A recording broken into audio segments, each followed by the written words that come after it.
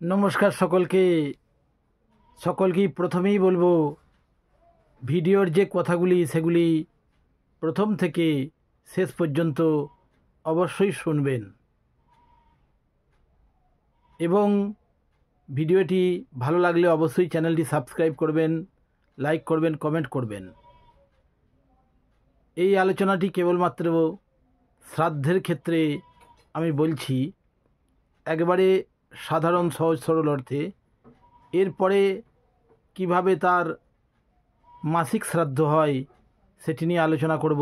আমি আজকে যেটি আলোচনা করছি সাধারণ পূরক এবং আদ্বৈক একোদ্দিষ্ট নিয়ে এবং মৃত্যুর পরে কি হয় সেই বিষয়টি নিয়ে।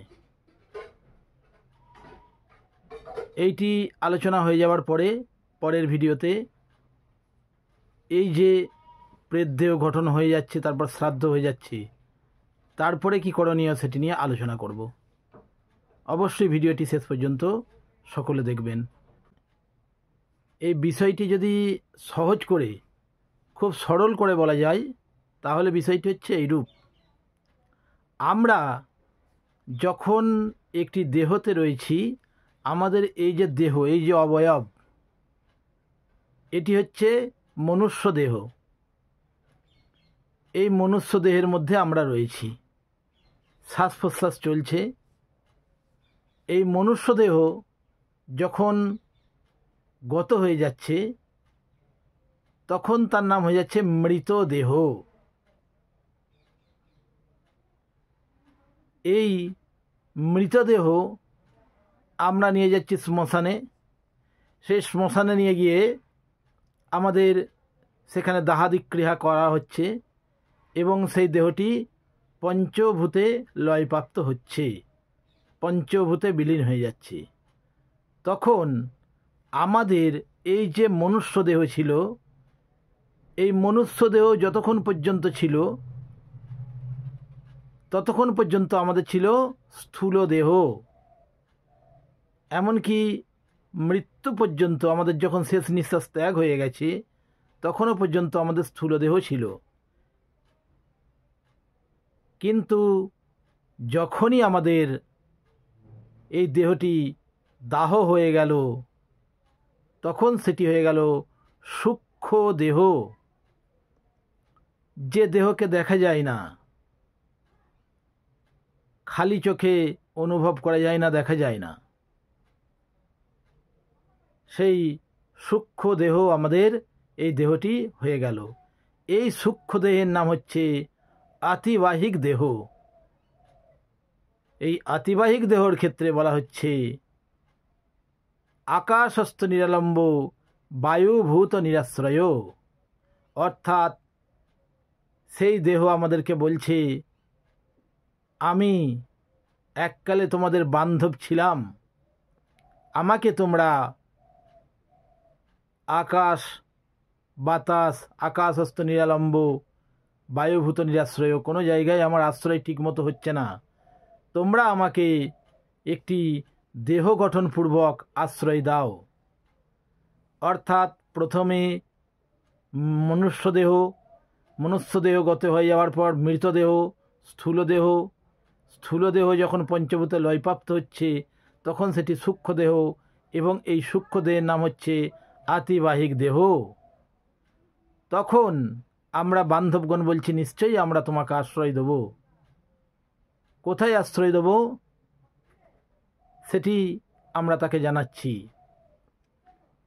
পূরক পিণ্ডর মাধ্যমে আমরা তোমার এই যে দেহ, সেই দেহটি পূর্ণ করব। অর্থাৎ আমরা প্রথম দিন থেকেই একটি করে পূরক দিচ্ছি। 10 দিনে 10টি পূরক দেওয়ার বিধি রয়েছে শাস্ত্রে। প্রথম দিন পূরকটি দিচ্ছি তখন সেখানে কি বলছি, শির পূরকম উপতিষ্ঠতাম। অর্থাৎ সেখানে শির গঠন হচ্ছে, অর্থাৎ মস্তক গঠন হচ্ছে।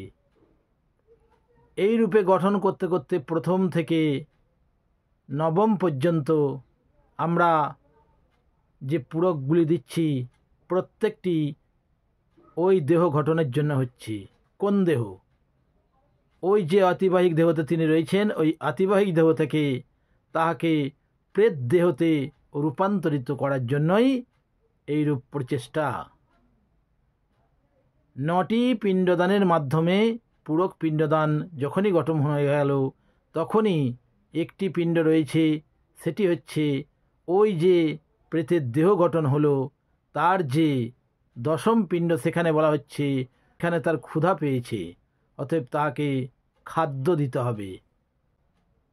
ঠিক তাহার পরের দিন যখন প্রেতদেহ গঠন হয়ে গেল, সেই প্রেতদেহর উদ্দেশ্যে, যিনি প্রেত কথার অর্থ মৃত্যুর পর, অর্থাৎ প্রয়াত হয়েছেন যিনি, সাধারণ অর্থ আমি বললাম।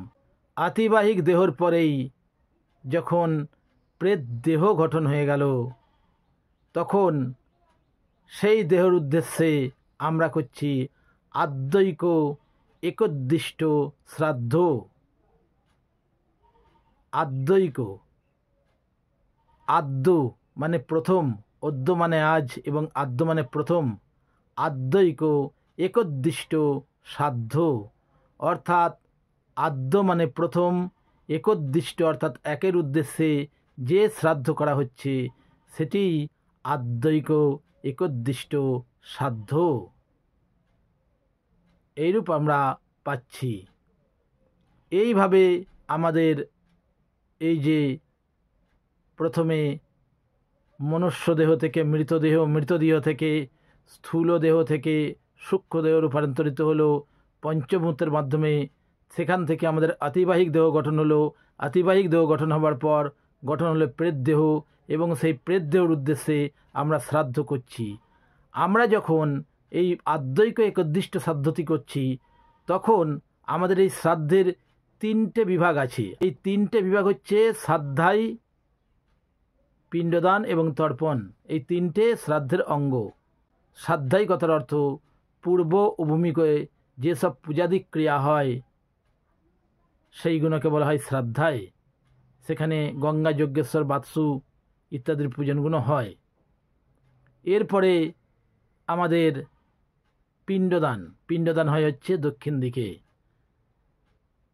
এবং তারপর ওই পিণ্ডদানের উপর আমাদের তর্পণ করা হচ্ছে। এইরূপ বিধানটি আছে। তৃপ ধাতু থেকে এসে তর্পণ, অর্থাৎ তৃপ্ত করার জন্যেই তর্পণের অভিপ্রায়। আর এখানে অনেকেই প্রশ্ন রাখবেন, জিজ্ঞাসা করবেন যে পিণ্ড কথার অর্থ কী। প্রধানত এখানে পিণ্ড কথার অর্থ শরীর বা দেহ, অর্থাৎ যিনি প্রয়াত হয়েছেন, গত হয়েছেন, তাহাকেই ওই পিণ্ডর আকারে তাকে নিয়ে আসা হচ্ছে, ওই দেহ গঠন করা হচ্ছে পিণ্ডাকার। আশ্বিন মাসের বিল্লের ন্যায় পিণ্ড তৈরি করতে হবে, এবং সেই দেহর উপরেই বিভিন্ন কারুকার্য হবে, ওই পিণ্ডরূপ দেহ। শ্রী বিষ্ণুর ক্ষেত্রেও আমরা দেখেছি তিনি কিভাবে পাতাল থেকে পৃথিবীকে তুলে এনেছিলেন এবং নিজেই পিণ্ডের ভেতরে গিয়ে নিজেই পিণ্ডের পূজা করেছিলেন। পিতামহ, প্রপিতামহ, বৃদ্ধ প্রপিতামহ, এইরূপ। সেইরূপই এখানের অভিপ্রায়। বিভিন্ন জায়গায় বিভিন্ন ক্ষেত্রে পিণ্ড কথার একাধিক অর্থ পাওয়া যায়, তথাপি এখানে পিণ্ড কথার অর্থ শরীর বা দেহ। এরপর যখনই প্রেতদেহ হয়ে যাবে, গঠন হয়ে যাবে, তখন আরও এই ক্ষেত্রে বিভিন্ন তথ্য আছে, সেগুলি অবশ্যই বলবো পরের ভিডিওতে। এখন এই পর্যন্তই। সকলে ভালো থাকুন। বিষয়টি ভালো লাগলে অবশ্যই সাবস্ক্রাইব করবেন, চ্যানেলটি শেয়ার করবেন, কমেন্ট করবেন এবং লাইক করবেন। নমস্কার সকলকে।